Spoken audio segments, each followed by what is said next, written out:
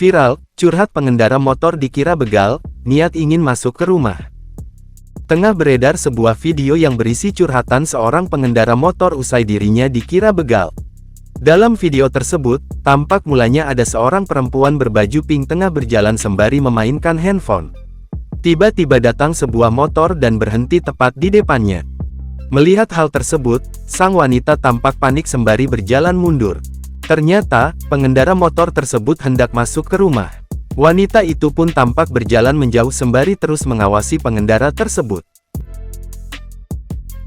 Diketahui, video tersebut viral usai diunggah dalam akun TikTok @carlo_huwa, pada Rabu, tanggal 10 Juli tahun 2024. Sang pengunggah video itu pun bercerita bahwa ia sudah menghidupkan lampu sein, mengindikasikan bahwa ia ingin masuk ke rumah.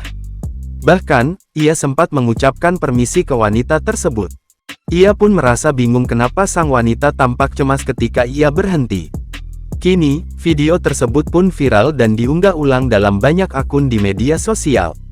Warganet yang menyaksikan video itu pun ramai memberikan komentar. Belum diketahui pasti lokasi peristiwa tersebut terjadi.